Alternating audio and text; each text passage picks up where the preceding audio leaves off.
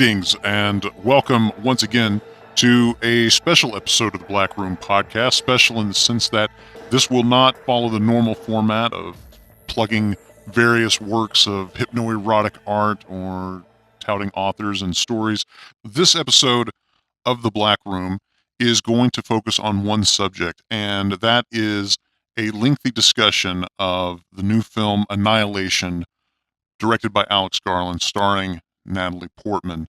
It's based on a novel of the same name that has an enormous amount of mind control, not necessarily erotic, but utilizes mind control in the very underpinnings of the story, and in fact is part of a trilogy of books called the Southern Reach trilogy. And mind control is woven throughout all three books and plays a very important role in this very unique, very interesting sci-fi horror kind of story. The film Annihilation has, let's just say, a bit less mind control than the book. I don't want to spoil anything yet, but a little bit less mind control than the book. So in that sense, this discussion may not be of interest to everyone, but if you are a fan of science fiction horror, and if you're interested in the film at all, then I believe that the discussion will be worthwhile to you all the same, and we certainly do talk about those aspects of the film that might be exciting to the hypno-fetishists out there, which obviously, if you're listening to this podcast, there's a good chance you would fall into that category as well. Lastly, since Thrall and I are the ones who are talking about it so excitedly, since she is the one that introduced me to the novel and we vowed to see the film and review it together, of course, she's back on the show. We're going to talk about it at length. And I do want to remind everyone that if you'd like to find Thrall and check out some of her amazing work, some of the amazing fiction, she self-publishes a lot of really terrific erotic mind control fiction under the name Regina Cantatis. Of course, you can find Thrall, her blog, and links to all of her works and her social media accounts through her website, which is thequeensThrall.blogspot.com. You can also Google Thrall, Regina Cantatis. Should have no trouble finding her. So with that, I'm going to stop talking and I'll hand the mic off to myself and pick up the discussion with Thrall on the new film Annihilation. All right, the last time that she was on the Black Room Podcast, we told you that we were going to do this. I think it might have even been the first time I suggested this idea that we would go and see this film together, which of course didn't happen because that's what life always does to you. But my guest nonetheless is my good friend Thrall, also known as Regina Cantatis, the magnificently talented author and dear friend of mine. Welcome back to the Black Room. Thank you. I am delighted. My brain is buzzing. Oh yeah, we've got so much to talk about. So I can't remember how much we said in the previous episode, so let's just assume that we're kind of starting from zero. Okay. What we're going to be talking about today is the film Annihilation, the novel that it's based on of the same name, and we'll be talking about our impressions of the movie, how it relates to the novel. The reason that we're talking about this is because mind control is it's part of the DNA, of the story, both in this story, Annihilation, as well as the continuation of that story, which is actually part of a trilogy. So, and mind control is kind of wrapped through all of it. Yeah. But in any case, that's what initially kind of got our interest, and so we're going to talk a little bit about that. But it's a great movie on its own. You know, whether or not there's mind control or not, it's still an interesting flick. Yeah. I guess what we should say here at the top is that we're going to talk.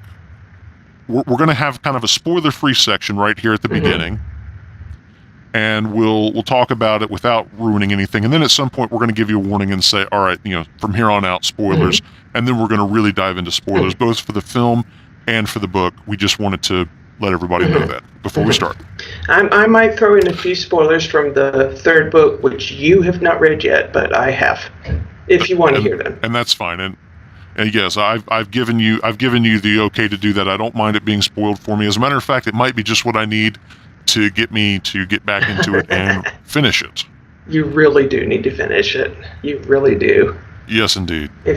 Yeah. So,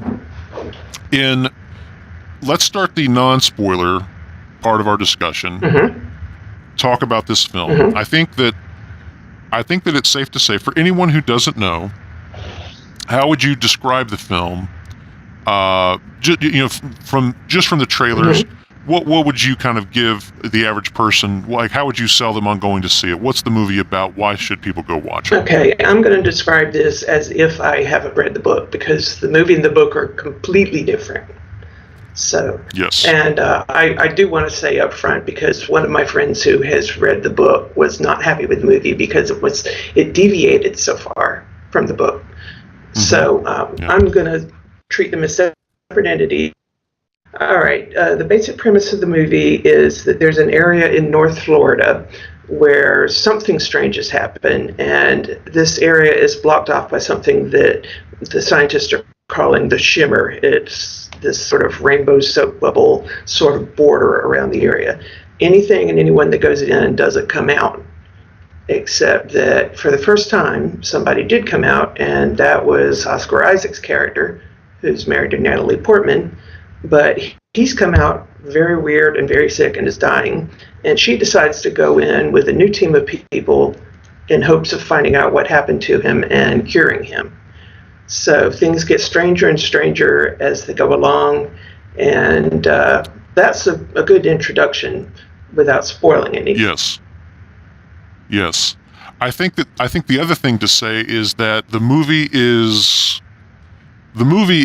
really a treat visually. Mm-hmm. It's a bit like an acid trip. There's some very psychedelic imagery. Mm-hmm. There's some very psychedelic ideas as well.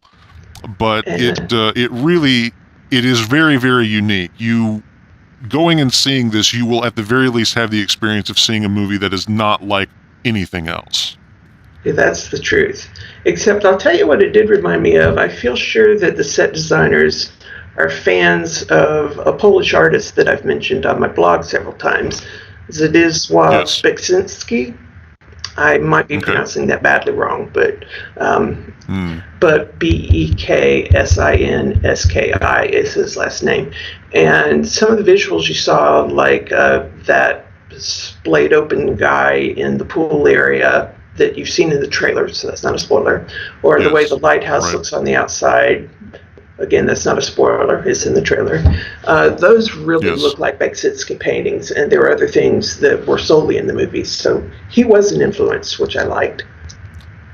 You know, it's interesting that you point to those things, because I think he must have also been an influence on a video game that I played several years ago called The Last of Us.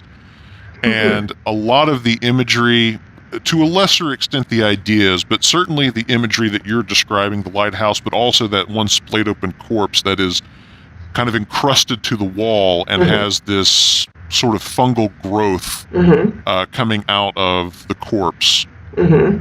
That specific imagery is very, very prevalent in this video game, The Last of Us.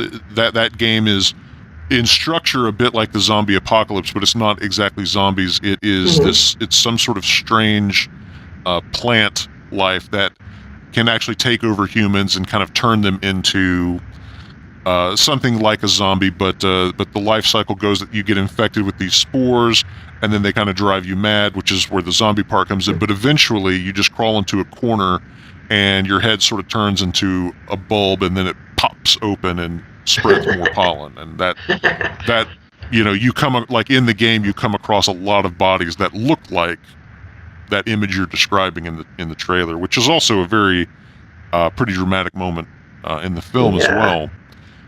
So I think right off the bat, a non-spoiler thing that we can say is that the cast is amazing. Oh my goodness, yes. Really terrific performances from everybody involved. And I mean, it's got some of the best talent you could ask for. Natalie Portman, Jennifer Jason Leigh, Tessa Thompson. You mentioned Oscar Isaac. Benedict Wong has a small part, who you also see in the trailer, but just Really, really terrific cast and amazing performances from everybody. Absolutely. There wasn't a wink leak anywhere. No, there was not. And that was really, really terrific. Tell me what you like best, and I'll tell you what I like best. In non-spoiler terms? Yes, in non-spoiler terms. Okay. All right, so I think the thing that I like best about this film is and they're both somewhat abstract things, but I think that the tone and then the pacing and the way that those two things work together, the tension and release cycle that a lot of movies do. I mean, that's a very, very common thing. But I thought that this film did it exceptionally well. I thought that the anticipation that you feel, the growing sense of dread leading up to some really dramatic action moment, or even just dramatic kind of character on character moments, and then I thought they carry you through that journey so perfectly, and it's the kind of story that it would be so easy for the movie to drag and to feel really slow and to even at some points maybe seem boring. And I think that it is edited so perfectly, it feels like it moves along at exactly the right pace. And that's a difficult thing to do, I think, in this particular type of film, where the movie is basically just a huge question mark and characters are going on this journey of exploration. I think it's easy to either have things go too briefly or have things run out too long, and it always feels perfectly right. Yeah, it does. And that it's a steadily climbing sense of dread. And they seem to maintain that even when they're flashing back to the scenes that happened before the husband, Cain, went across the border. Even those brief little flashbacks don't slow down the plot. They just add more elements. If I knew more about music, I could probably compare it to some sort of musical piece where you add in little bits. But yes, great that you mentioned music, though, because the music's really tremendous. Now, it's a very interesting score. I didn't like that twangy banjo guitar, but that's just me. Well, no, that's not what I was talking about. I was actually talking about the more abstract kind of electronic music that you hear once they're inside of Area X. Yeah, but I really like that. It's very atmospheric. There's a bit of folk music. There's a bit of folk music here and there. I think that's probably intentional. They're probably maybe trying to make you subconsciously think deliverance when they put that twangy stuff at the beginning. But it does change over completely. By the end, that is gone. Which is actually, now that I think about it, the same thing they did in Ex Machina, which was also directed by Alex Garland. They start with this very simple little theme that sounds nice and placid and innocent, and then they start warping it, which they did in the movie as well, because by the end the twangy is gone and it all sounds very eerie and otherworldly. That's very true. That's an excellent observation, and I guess it would be worth saying that I think Alex Garland has really firmly established himself at this point as a very talented filmmaker, but also I think someone who has a pretty unique perspective on whatever material he's tackling. He doesn't come at it, or at least speaking for myself, he certainly doesn't come at it from any way that seems obvious to me. It always kind of takes me by surprise where he goes in his films. And I suppose that can be a good and a bad thing when you're adapting a novel, because certainly part of the allure, at least from a business standpoint, is to attract the audience that is a fan of the novel, get them to see the film. But then there is that difficulty, there's that constant problem of trying to adapt a novel into a film, the changes that have to be made, the things that have to be removed, and you run the risk, as you pointed out at the top, you have a friend that didn't care for the film because it's so different from the novel. Yeah, and I kept putting myself in the shoes of the novelist, Jeff Vandermeer, because since I write, I imagine sometimes, what if somebody made a film out of one of my stories? And if they changed it as much as... that would be wonderful. Oh, hang on. Where can I buy tickets for that? On the one hand, I would love it, but if they changed it to the extent that Alex Garland changed Jeff Vandermeer's novel, I would be pretty uneasy. You know, I mean, I have to imagine it's difficult. It's especially, I think, you know, all creative people can understand the sort of the affection, you know, people often describe their art as their children. Yes. And it's something that you've created, that you are attached to, that is part of you, and to give that away to someone else. Right, exactly. And let them change it, it can't be easy. Yeah. Jeff Vandermeer seems okay with it now in the interviews I've seen with him. I've seen some joint interviews with him and Alex Garland, but either that or he's got a really good poker face, but he seems okay. I guess studio promotional money goes a long way. It's made him very happy. Right. But, I hope that he's sincerely happy. That'd be great. Yeah, he is. I remember a Facebook post he made long ago, like a year ago, when the movie was still in production, where he kind of subtly indicated that he hoped that in future he'd have more creative control, but you know, maybe that was before he saw the finished product. He seems happy with it now, and I think it's clear that even though we haven't said what we thought about the movie in specific terms, it seems clear that we both loved it. I enjoyed it. I have some reservations. Like there's some things that I didn't care for so much, and that will require us to move into the spoiler section. Okay. But I think that the last thing that I wanted to say is that, as far as the spoiler-free section goes, and then I'll let you put whatever you'd like to add to this. Mm-hmm. I think that one of the things about the film that is most commendable, and that is, I think for a lot of people will be a reason in and of itself to see it, is that I think it is very, very rare to see a film like this, by which I mean it's genre. It is a kind of a sci-fi horror. I mean, it's not really an action film, although there's action in it, but certainly it's kind of a slow and steady sci-fi horror film. And it's a think piece too.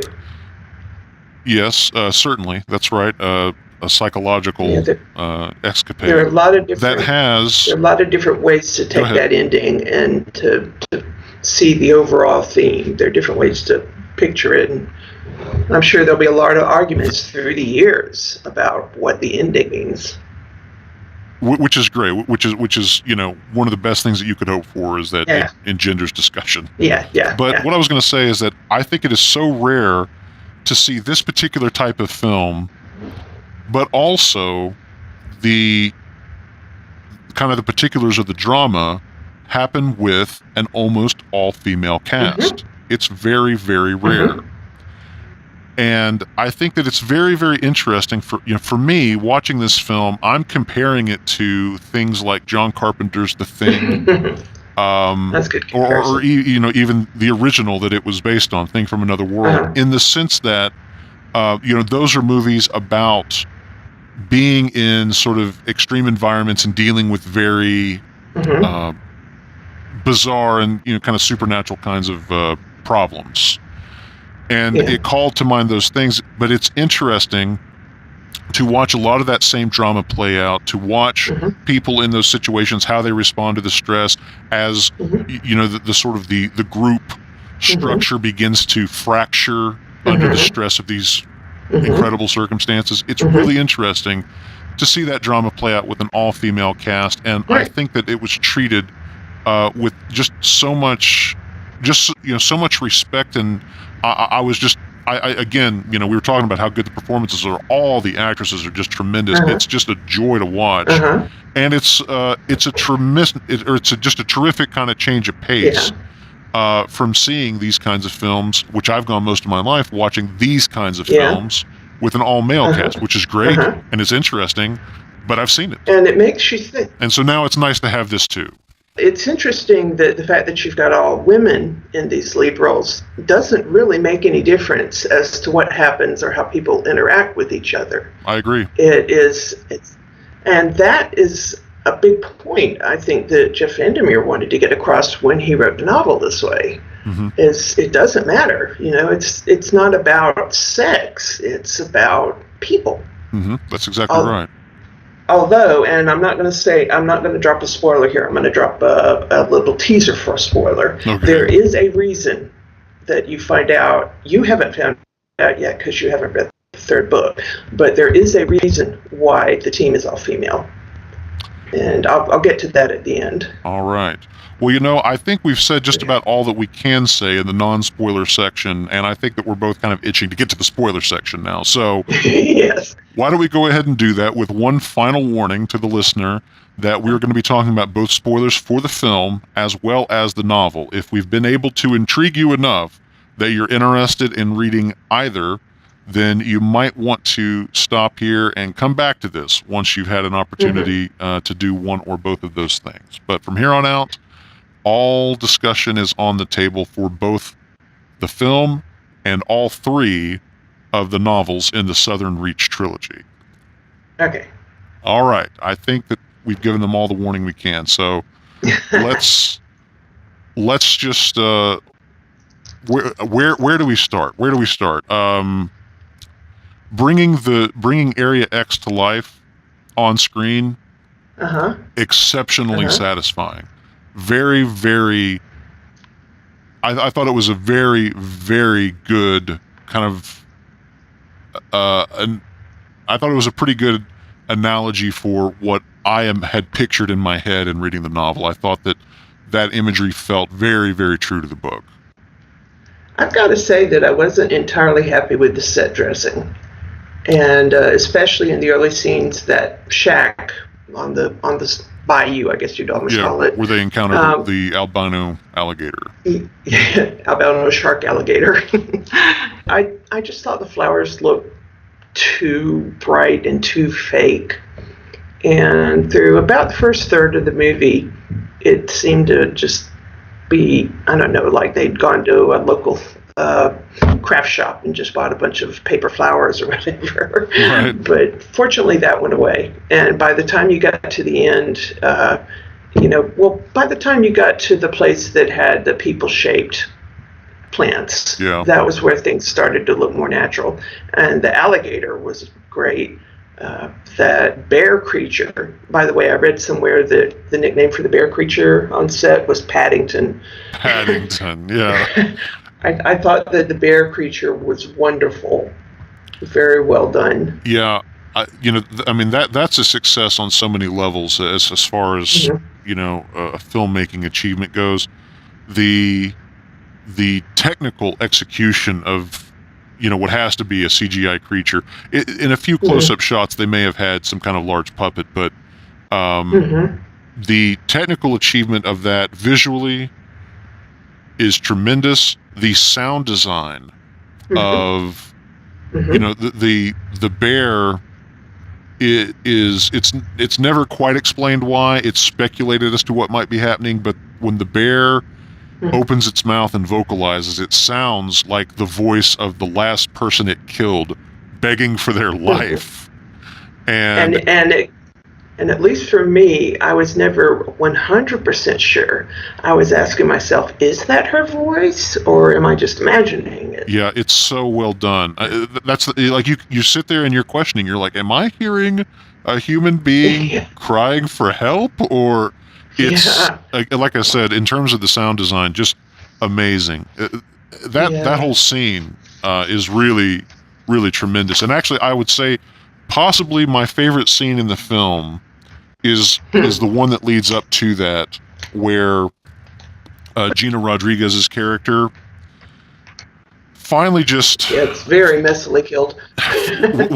Finally she kind of snaps. I mean, she finally just kind of breaks under the pressure, and she's got the other three team members, the three surviving team members, tied to chairs and gagged, and she has the room and the camera to herself for a couple minutes there. And I thought, number one, I thought her performance was amazing, but number two, I thought that the writing was so good. I think that we have seen so many really terrible representations on screen of people kind of going insane, in quotes, kind of driven insane by a stressful situation to the point that they kind of have, some sort of like mental breakdown. And I think that the thing they always fail on is that the person seems kind of crazy. And that's never how it actually is. The way that it, like, to the person themselves, they are the ones that make sense, and everything else is what doesn't make sense. And the writing and her performance absolutely convey that in her mind, this, like, she is absolutely justified, and she's got very logical reasons for wanting to tie all these people up and to in some effort to protect herself. It makes total sense to her. Right. After seeing that footage of Kane and realizing that that's Lena's husband, I mean, she's got every right to be suspicious. Yes. So I was sitting there watching it, and I just kind of felt like finally somebody has put this on screen brilliantly. And like I said, she's amazing. It's an amazing bit of acting. She is questioning. She is questioning her sanity. I mean, she's not rock solid sure of herself. No. You can see she says that she sees her fingerprints moving. Were you able to see that yourself watching it? I remember when I was seeing where she looks at her hand, what I noticed was the wedding ring. Yeah, I didn't notice fingerprints moving. It's one of those things I'll be looking for on a second viewing. Yeah, maybe you need a better screen than what I had, but I noticed the wedding ring, and and I'll tell you something else related to that. I don't know if it was you or one of my other email correspondents that I was talking about Lena's tattoo with. Yes, the number 8 tattoo. We were talking about it. Yes, we were speculating about what it could mean, what significance it would have. And I had thought before watching the movie that it didn't look like a tattoo that you'd get on purpose, that maybe it was placed on her before she went into Area X. And so I was watching really carefully in the early scenes and the flashback scenes. She did not have that tattoo then, but Gina Rodriguez had it. Interesting? That is amazing. I did not pick up on that. That's amazing. Oh, how fascinating. How fascinating. Yeah, that's a whole new level of who's getting switched and how, and the whole idea of refraction and mimicry. Yeah, I was looking for the tattoo on Natalie Portman while she was in Area X, and I never spotted it. Now, admittedly, she's wearing a long sleeve shirt through most of it, but at the end, she's not wearing a long sleeve shirt, and in every shot that where I thought I could see the inside of her forearm, I didn't see the tattoo. So it's very interesting, number one, that it is so prominent in the scenes from the trailer and the scenes of her being questioned back at the Southern Reach. And it's also interesting that they never even attempt to explain it. Yeah. That is total Jeff Vandermeer, even though he didn't put that in his book. You just throw that out, don't explain it, just use it as part of the weird scenery. Right. I'm wondering if there's deleted scenes that might have a little bit more to this. There is a B-roll that's on YouTube, and I haven't watched it yet. I intentionally haven't watched it because I wanted to see the movie first, but it'll be something to look forward to next. Yes, indeed. All right, so I think that the thing that brought us together kind of on the novel, I think one of the reasons that in addition to the fact that it's a good novel, but I think one of the reasons you recommended it to me was because of the mind control element, which is totally absent from the movie. Totally. It's maybe hinted at. They maybe suggest it. At the very beginning of their journey into Area X. Natalie Portman when they wake wakes up and realize 3 days has passed. And they say that they've got no memory of the last 3 days. And there is, they're talking about, like, I have no memory of the last 3 days, but our food supply says we've been in here. It gives this suspicious look. That's right. And it cuts to the shot of Jennifer Jason Leigh who has her back turned to the rest of the group, is not looking at them, and she's looking. In my mind, she looks suspicious. But if you haven't read the novel, I was really looking forward to that. Yeah, I was really looking forward to that hypnosis scene. Me too. Well, and that's interesting because the title of the book, Annihilation, is a hypnotic trigger word. Yeah. In the novel, right. Annihilation is the psychologist, or excuse me, the psychiatrist, who is also the team leader. I can't remember Jennifer Jason Leigh's character name. Like it starts with a V, like Ventress. Yes, thank you. In the novel, she has spent quite a bit of time prior to them going into Area X, hypnotically programming the members of the party without their knowledge. Or actually, no, they do have knowledge because they know that they have to... With their knowledge, but they don't know all that she's programmed. Yeah, they don't know the extent, but they know that they're going to be hypnotized to go through the border. Because it's such a traumatic experience. Right. So they're going to be hypnotized in order to keep calm and relax as they go through the border. So they know that. They don't realize how much control she has over them.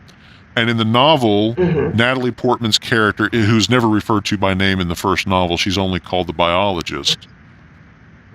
But her character witnesses the psychologist controlling the others. And she realizes that she is becoming less and less affected by the hypnotic programming. But the title of the book is the trigger word that the psychologist uses to try and get Natalie Portman to kill herself. Right. It is a self-destruct trigger. Exactly. And it's interesting that their last scene together in the film kind of ends in similar fashion. I mean, it ends with Jennifer Jason Leigh kind of screaming annihilation, but it is a totally different context. It is. I keep having this interplay in my mind between the book and the movie and wondering how much Vandermeer said to Garland and how much Garland took on his own.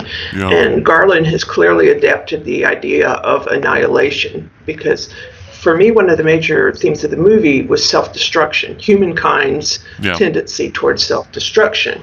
Sure. And to just tiptoe toward the ending, which I'm sure we'll discuss in detail later, for me, the ending was kind of a counter to the idea of self-destruction. It was like suggesting there is a new way to accept change and be okay with it. So I had a very positive view of the ending.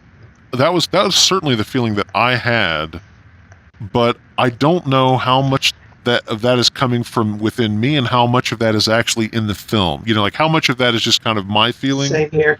And how much of that the movie is actually doing that itself and how much I'm adding into it, I guess. Yeah, because we all bring our own internal experiences to any movie and we're going to view them through the lens of our own experiences. And this ending is intentionally designed to be very controversial. I think so as well. I have to say that there are aspects of the ending that frustrate me. I do not like and it's a trope that is used in movies since forever. I do not like all we have to do is destroy this one thing, and then everything, like there'll just be this cascading effect, and then everything will get destroyed, and magically we'll win. It's almost the reset button thing that people control about. Yes. And just for the record, for anybody that's not read the book, it does not happen that way in the book. No. There is no reset button in the book. And if you read it all the way through to the end, excuse me, if you read it all through the whole trilogy through to the end, it's very much more about accepting that things will never be the way they used to be. Right. And even without reading the third novel, that was the mindset that I was in. And I felt like the movie was encouraging us in that direction with the final moments of Tessa Thompson's character. I thought that it did, but I thought that was a red herring. Because if it had left off with her coming back and them questioning her, if it had left off there and not with her reunion with this being that was not her that husband, looked like her husband, right? Yeah. If it had ended before that point, then I would have said it was like a reset button. But to me, everything was in their eyes at the end. Literally. And the way that she... Literally, yes. Yeah. And you know how I like the eye stuff. At least I got to see some of that. Yeah. But it's like the shimmer was in both of their eyes. But I feel like it was really her. I think that's going to be a point of contention. I feel like it was the real Lena that came back, even though it wasn't the real Kane. But the fact that she embraced him, knowing that it wasn't really her husband, to me, that was the critical point. That she had absorbed enough of the change herself, enough from the shimmer, that and she was okay with that, and she was okay with starting a new sort of relationship with whatever this being was who didn't even know who he was. Yeah. That end with the two of them reunited and seeing the shimmer in both their eyes was kind of the saving grace for me, because I have to tell you that when we need to talk about her whole interaction with, you know, the kind of the humanoid mirror. Yeah. But when ultimately the fire starts and it kind of eradicates, I guess, the seed, the root of Area X, and everything. Yeah, what's the seed in the book? Catches fire. The way that happens, I was tremendously disappointed by, because I felt, to me, there's just enough of an anarchist in me that I would have been totally fine with the ending being she goes to the center, she sees what it's all about, and she ultimately comes to the conclusion there's really no need to fight this. Things are going to be different. It will eradicate the world as we currently know it, but it will be something. It will be something different and far, far more interesting. There's just enough of an anarchist in me that I was kind of rooting for that. Yeah, well, that is what the actual trilogy is about, and it actually, what you just said about it not being eradicating but changing. That's a line from the trailer, isn't it? Yeah. Not verbatim, but. The line from the trailer is something like, it's destroying everything, and then Lena says, no, it's not destroying, it's changing. Right. And that's what the whole trilogy comes down to when you read the whole thing through, is that you can't go back. All you can do is accept that everything is going to change, and literally to just leap into that change. Yeah, and that's really, I think, that's a commendable thing. That's a profound sort of philosophical angle to contemplate in a film. And it's wonderful that they have such an exciting and such an just an intriguing kind of backdrop to explore that idea. And I think that, to your point, I think that is the theme there at the end of the film. She, Natalie Portman, and it would only matter if it is actually Lena, that it's not a sort of a grown duplicate, as Oscar Isaac's character is most certainly.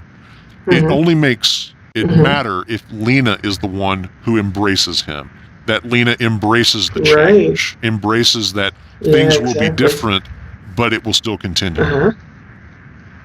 One of the things that I think having the different characters inside Area X come to different endings, it's all about, there's a big question throughout the whole movie about how do you react to change? Yes, very much. And each one of the 5 women has a different motive and a different attitude toward change, and it affects her result.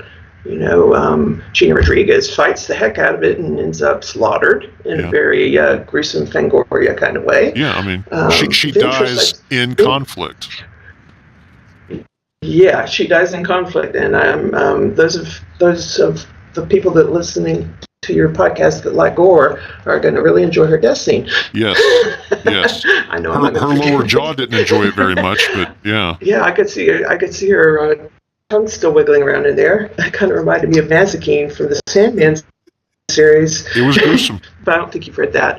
But Ventress, I think that her goal, since she knew she was dying, is she just wanted to find out what it was all about before she died. Yeah.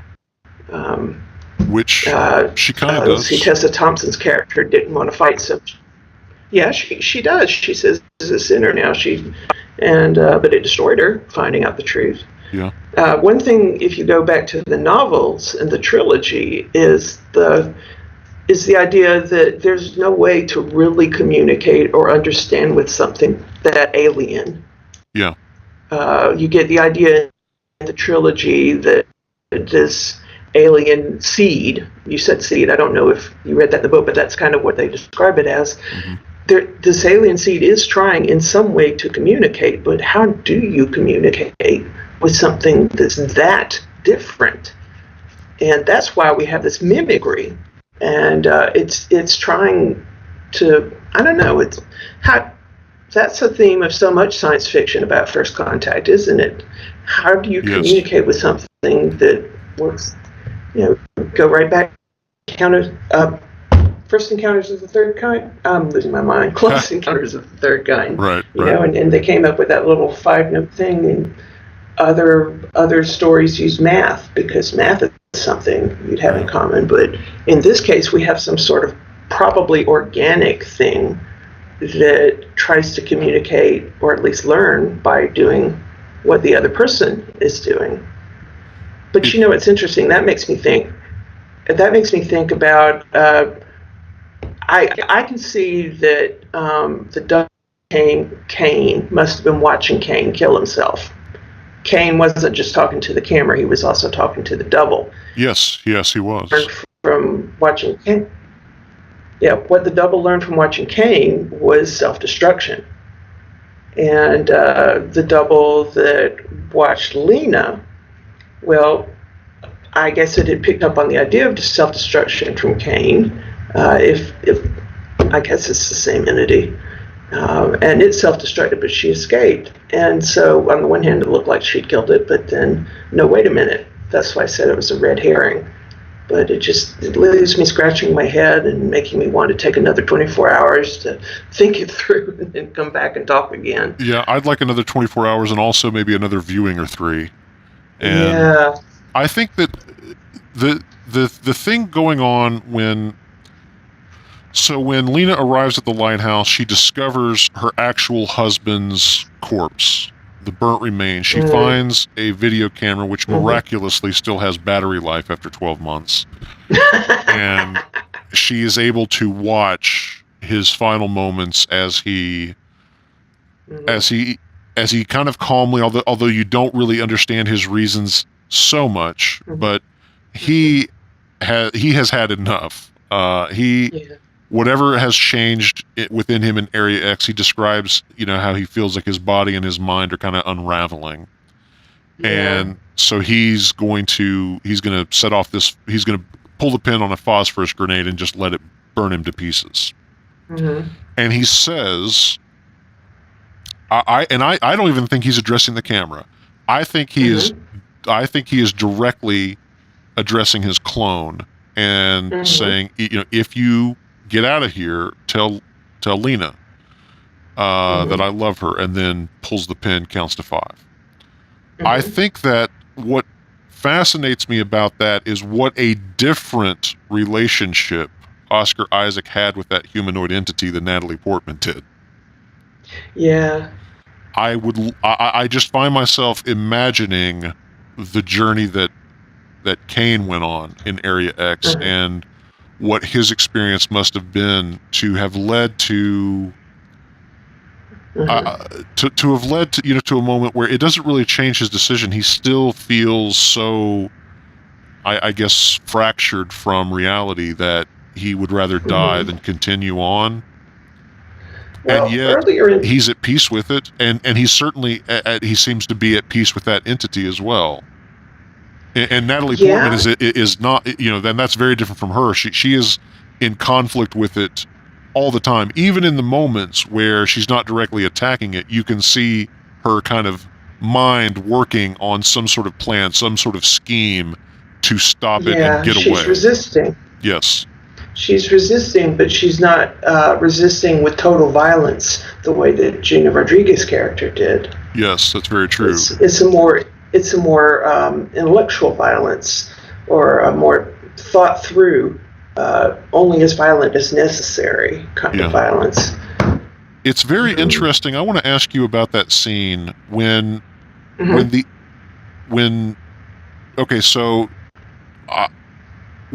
Jennifer Jason Leigh's character expires, and she is kind of disintegrated into this amazing visual effects sequence, which incidentally, you want to talk about some really nice trancey looking light in eyes moments.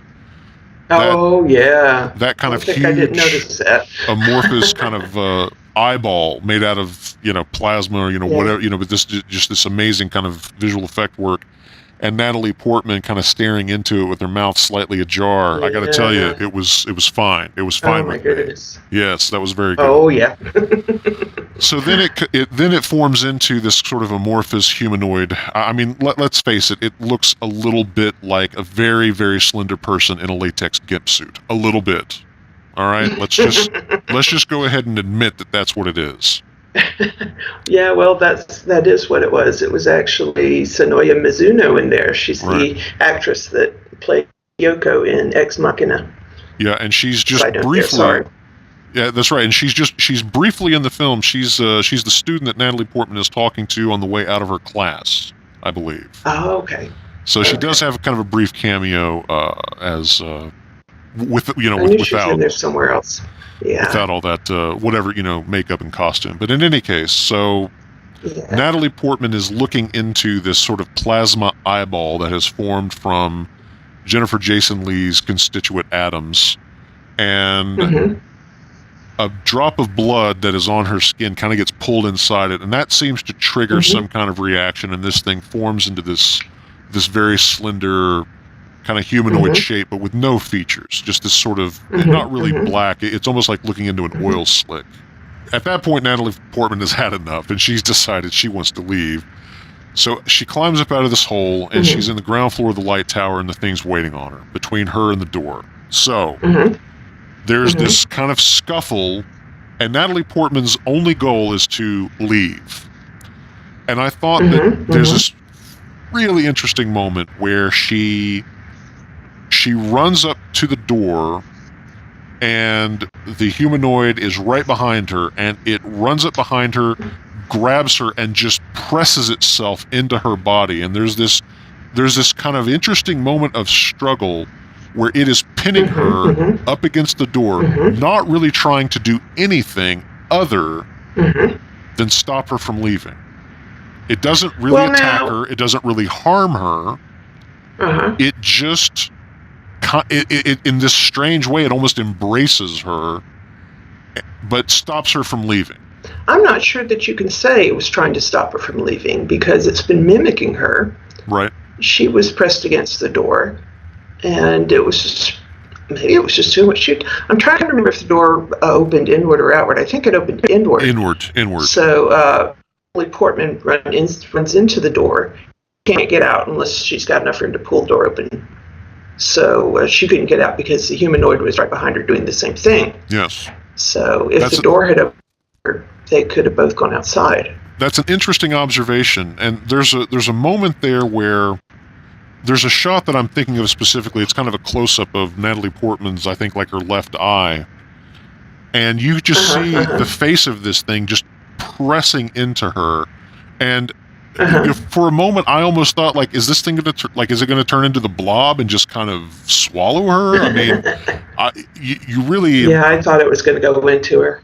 I mean, I didn't know what to expect. Yeah, I didn't either. In a way, it almost looked like a sexual violation. That's what I was leading up to. What I was leading up to is like, I'm imagining that there's some people who could watch this and feel really uncomfortable because it kind of looks like rape. Yeah, it does. It does. And the intention of Alex Garland is for you not to know what's happening and to be very uncomfortable with it and very scared by it. just like her character was. Mission accomplished. Yeah. I think that ending, the interaction that Natalie Portman has with the humanoid, and it's interesting that as much, I mean, they are certainly in physical contact during that whole sort of, like I said, it's predominantly kind of like a scuffle. It kind of ebbs and flows, but there's definitely some pushing, some punching, and that kind of thing. But then ultimately, they wind up in sort of a détente moment where nobody's attacking, and the thing is, you can see as the kind of fight in quotes goes on, the creature mimics her less and less. It becomes less and less of a mirror of what she's doing, and you can kind of see where it's beginning to deviate from her. And that's interesting because the next thing that happens is Natalie Portman goes over to the bag next to her husband's body, pulls out another one of these phosphorus grenades. And the humanoid comes over to her and allows her to place it in its hand. And at that moment, where they're kind of touching, not in conflict, that's when it suddenly begins to look like her. It forms skin, and it begins to, look a little bit more human, and then suddenly it has her face. Yeah. And it's at that moment. It has her face, and then it self-destructs. Right, and and that's the question that I have, because is she the one that pulls the pin? Does she, Lena Prime, does she pull the pin on the grenade? Do they do it together? I'm still not clear on who actually initiates it. I would have to look at it again, but I believe that Natalie Portman pulled the pin and stepped away. Right. But I wouldn't swear to that. There's an interesting moment, though, when she leaves, and there's that one last look between them in the doorway as it's bursting into flames. Yeah. Not looking like anything. Not looking perturbed, not looking confused, not looking scared, just looking. Which is not what you expect. You expect some kind of reaction, and it really doesn't have any. It's kind of like, oh, well, so this is fire. But you know what, though? Now that I'm thinking about it, what happens next and how much time is spent on that, it's got to be important.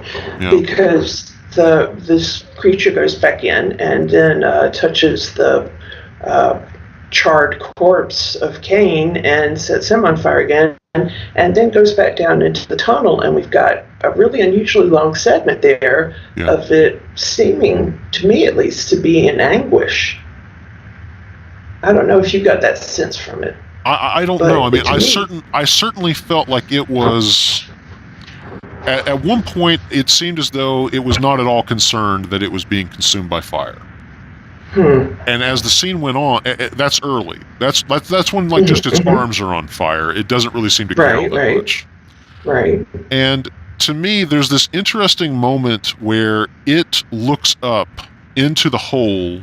I guess we should have said the beginning of the movie is an asteroid crashing into this lighthouse, a meteorite. And it looks up into the hole that the meteorite punched through the side of the lighthouse, and then obviously, like the hole in the floor is what it crawled out of. It's interesting to me that it looks up and it sees this hole, and it looks down and it sees, the other hole, like kind of the impact crater, if you like. It's very interesting to me that it spends like this moment sort of looking at that, and I don't know like how to react to it. Like to me, it almost kind of felt like it was realizing something about its origin, something about its nature, that it was that it didn't belong here. I don't know. I think that is kind of more me injecting myself into that moment than anything that moment is saying. But that is almost where I was going. That like it looks up and sees I must have come through this hole. That this isn't where I belong. That this place is as alien to that as it is to us, and that it makes some sort of decision to just expire rather than go through conflict trying to communicate or anything else. It just decides fuck it and crawls into a hole and dies. That's kind of where I came from. I definitely go along with you on the idea of it feeling lonely and a lack of communication and a lack of connection being there. I don't know if I agree with you entirely, though. I think that we have to assume that all these different pieces of fungus and mutation and the thing in the tunnel are all part of the same creature. That's an interesting point. I got to say, I had not considered that. So maybe that does change some things about that end. All right. As we close in on wrapping up our discussion here, you kind of teased me a little bit at the top that you talk a little bit about some of the spoilers and things from the third book, and maybe give us a little bit of a taste about where some of all this is going. Could you go ahead and talk about that a little bit? And I'll just give you a few hints, because I know you want to read the third book, and I'm not going to try to spoil you too much. Okay. Just give you enough information that'll make you want to read it. Perfect. So, all right. So, first of all, one thing that really interested me, I told you a couple of days ago that Jeff Vandermeer was still writing the second book when Alex Garland was writing the screenplay and filming this movie. So, right. Alex, I've always wondered how much they communicated with each other, because there's that line in the movie that says that Dr. Ventress, Jennifer Jason Leigh's character, had cancer. Right. And that doesn't come out in the trilogy until the third book. Right. So Vandermeer must have told him that. He must have. Well, and also, I don't think it's revealed until the third book about, the seed, the meteorite that, that kind of plants the seed that spawns all of this stuff. I don't think that comes out in either of the first two novels. No, it doesn't. You find out why this mission is all women. And you find out, you find out an amazing amount of information about Jennifer Jason Leigh's character that changes your whole opinion of her. Right. And you also, it will blow your mind. You find out exactly how this being came to the lighthouse. And you find out about the lighthouse keeper, who you don't meet until the third novel, and he is just such a memorable character. And you find out about his connection to Dr. Ventress, which is not anything you'd expect. Right. The lighthouse keeper is just, yeah. Oh, and you also find out the real final fate of the biologist Lena and her husband, which you have not seen in the movie. You find out both their fates. Well, you sold me. You told me you were going to do your level best to try to get me to read the third book, and I got to get back into it because I really want those questions answered. Yeah, I want to hear what you think about it too once you finish. Right. Well, I think that's a good place to kind of bring this discussion to a close. It's definitely a movie that's worth watching. I recommend everybody see it. I'm not guaranteeing that you'll like it. I'm not guaranteeing you'll reach the same conclusions about what it means or what might be happening that we've come to. We don't even necessarily agree with each other, but that's one of the fun things about this kind of movie is that it engenders all kinds of discussion. It's a little bit like Prometheus that way, but unlike Prometheus in the sense that it doesn't suck. That's what I was about to say. Don't compare it to Prometheus. No, but you remember? We were going on for weeks about Prometheus. So we talked about that movie for a long time, even though it's not very good. No, it just really wasn't. It really wasn't. And this movie is very good. Yes. This movie is going to stand the test of time, and it's going to have people talking about all the different implications. Yep. I think so as well. I would just recommend a couple of things is that people going into it that have read the book should know up front this is only loosely inspired by the book. Mm-hmm. You'll have a better time if you think of it as a completely separate thing. I agree. And don't go in hoping for a direct translation book to film. Not even an indirect translation. There are only a few points of reference. That's right. You'll be much happier if you follow that advice. Yeah, you will. And the other thing is that this is a movie designed to make you think. You're not just going to see somebody get attacked by a giant albino alligator shark, and you're not just going to see Gina Rodriguez die a really disgusting death. I mean, this is a movie designed to make you think. Yeah. So know that going in.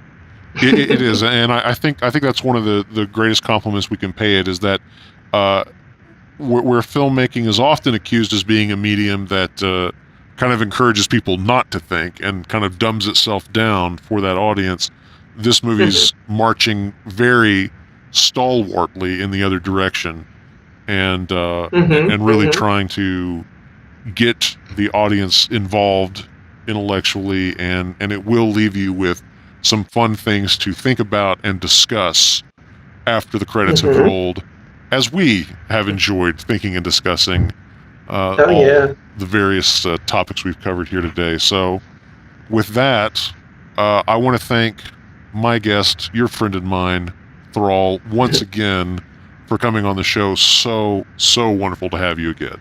Thank you. I've enjoyed it too. I always enjoy these conversations. So do I, and I'm delighted that we have such a great movie to kind of engender this discussion. That was an especially fun time, as I think we both suspected it might be. Yeah, we've been looking forward to this for 2 years. I'm so glad. Me too. It's finally come about. Me too. So, thank you very much to Thrall. Thank you all for listening. And we'll be very, very interested to hear what you have to say. If you've seen the film, if you've read the novel, if you've got a comment about what we discussed, something you'd like to add, something you'd like to correct the record on, or anything like that, please drop a comment and let us know. We would love to hear from all of you. Yes. That's it for this episode of the Black Room Podcast. Thank you again, everyone, for joining us. We'll see you here next time. Until then, farewell.